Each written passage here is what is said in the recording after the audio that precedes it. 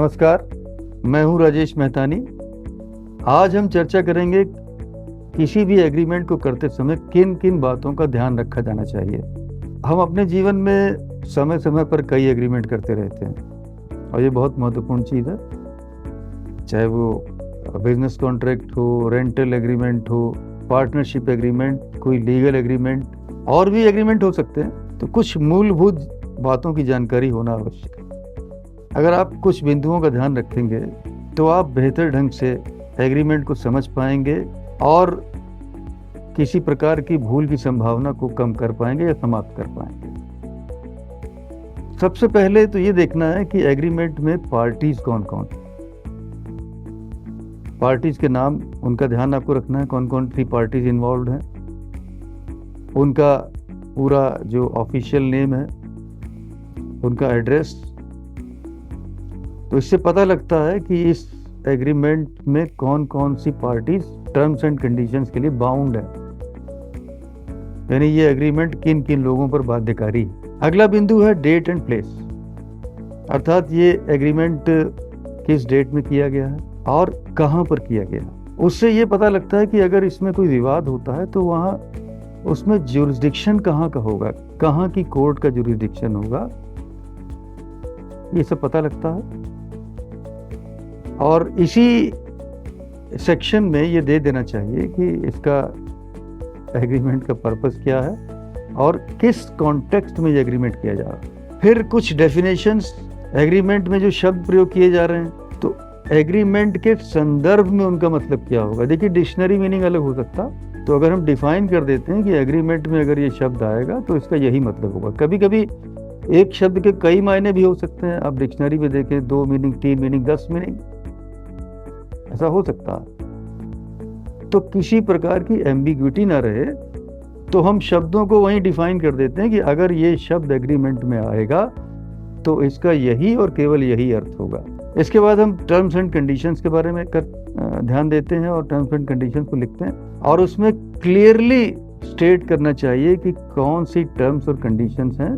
जैसे पेमेंट के बारे में क्या टर्म्स एंड कंडीशंस होगी, कितना कितना पैसा कब कब दिया जाएगा, डिलीवरी कब होगी अगर किसी सामान के बारे में है, या स्कोप ऑफ वर्क क्या होगा, रिस्पॉन्सिबिलिटीज किसकी किसकी क्या क्या होंगी, परफॉर्मेंस के बेंचमार्क क्या होंगे, अगर उसके आधार पर भुगतान होना है तो कितना काम पूरा हो जाने पर कितने प्रतिशत भुगतान होगा, परफॉर्मेंस के बेंचमार्क्स।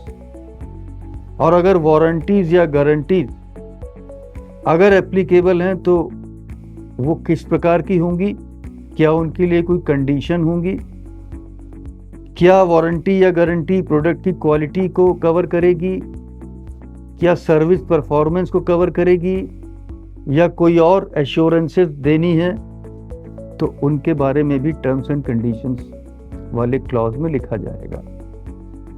अगला बहुत महत्वपूर्ण क्लॉज है टर्मिनेशन क्लॉज। इसमें यह बताया जाएगा कि किन किन परिस्थितियों में एग्रीमेंट टर्मिनेट हो जाएगा।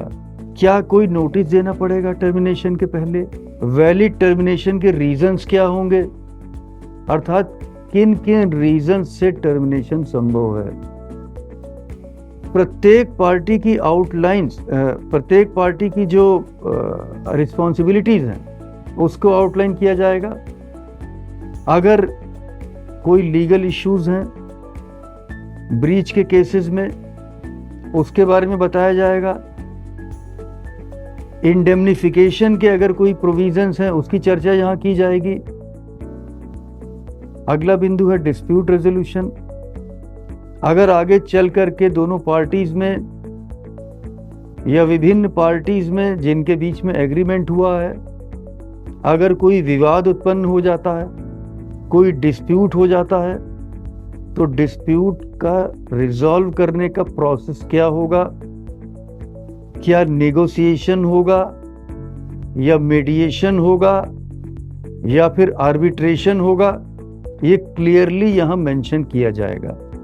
ये जो 3 शब्द मैंने कहे, नेगोशिएशन, मीडिएशन, आर्बिट्रेशन, इसके बारे में हम अलग से एक वीडियो बनाकर उस पर चर्चा करेंगे। फिर हमें देखना है अगले क्लॉज में हम लिख सकते हैं, देखिए क्रम कुछ भी हो सकता है लेकिन इन बिंदुओं पर आपको ध्यान देना है। कॉन्फिडेंशियलिटी और नॉन डिस्क्लोजर का अगर कोई प्राविधान करना है तो उसके बारे में लिखा जाएगा।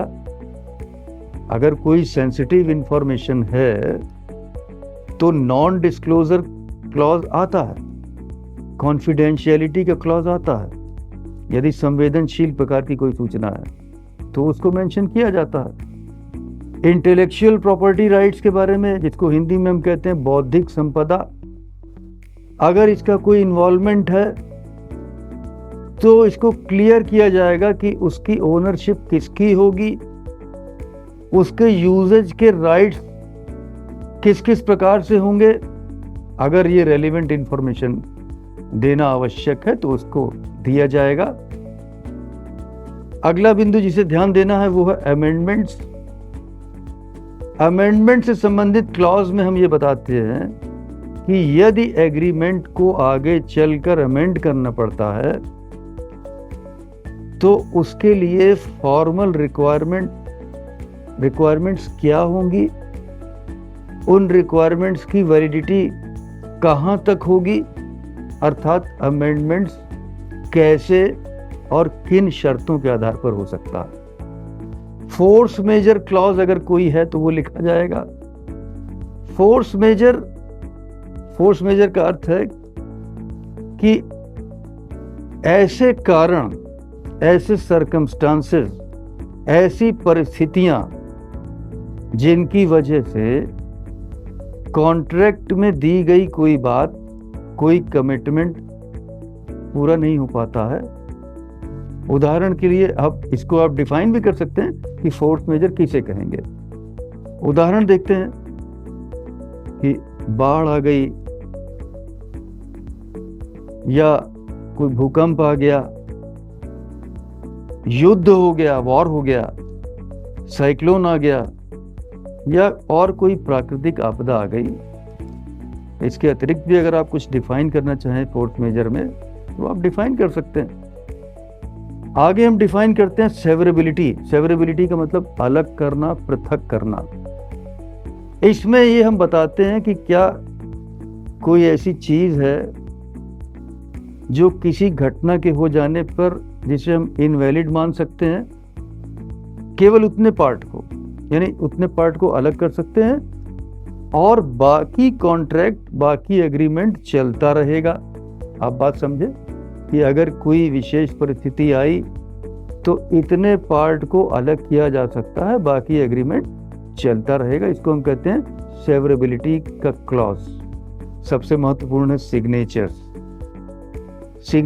सभी पार्टीज को हस्ताक्षर करने हैं और उसके नीचे डेट डालनी और सभी पार्टीज को उसकी एक एक कॉपी मिलनी चाहिए।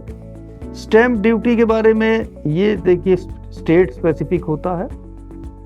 आप जिस राज्य में हैं वहां से आपको इसकी जानकारी लेनी होगी कि आपका एग्रीमेंट किस टाइप का है और उसमें कितनी स्टैंप ड्यूटी लगेगी। आशा है एग्रीमेंट करते समय आप इन बातों का ध्यान रखेंगे और आप एक अच्छे ढंग से एक अच्छा एग्रीमेंट कर पाएंगे। यदि आपको यह चर्चा अच्छी लगी हो तो इसे लाइक अवश्य करिएगा और यदि आप चैनल पर नए हैं तो इसे सब्सक्राइब करना मत भूलिएगा। इस वीडियो को अपने मित्रों के साथ अधिक से अधिक शेयर कीजिएगा ताकि हमारी ये बातें अधिक से अधिक लोगों तक पहुंच पाएं। बहुत जल्द एक नए विषय पर आपसे चर्चा करेंगे। तब तक के लिए आपसे अनुमति चाहेंगे। नमस्कार।